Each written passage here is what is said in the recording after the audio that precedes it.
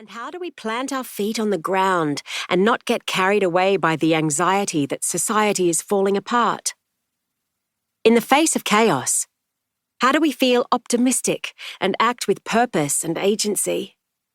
And what does it mean to be a good person and act ethically? There was nothing I could see in our current culture that was strong enough to provide a ballast. I needed a strong dose of wisdom to get through this harrowing passage of time. But where to find it? In my previous books exploring the internet and globalization, This Restless Life, and the wellness industry, Wellmania, I'd also been on a quest looking for answers. With this book, I was also looking for something, but not out there.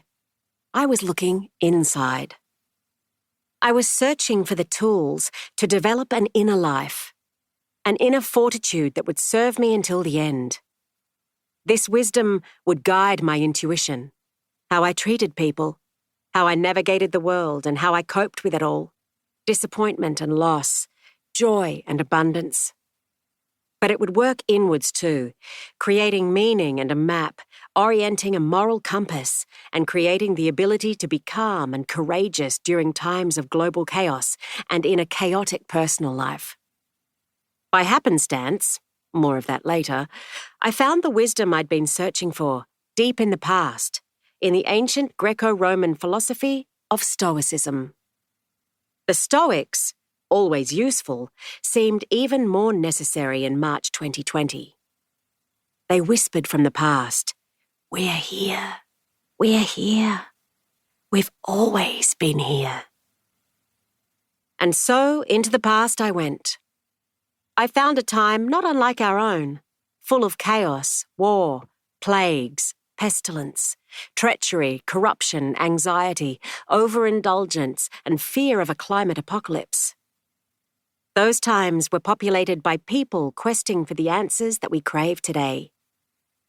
In ancient Stoicism, I found people just like us, longing to find meaning and connection, to feel whole and tranquil, to love and be loved, to have a harmonious family life, fulfilling and meaningful work, intimate and nourishing friendships, a sense of contributing to your community, belonging to something greater than yourself, a wonder at the natural world, flashes of deep awe, a head full of questions about how it all came to be, and finally, coming to terms with letting it all go, at some point, not of your choosing.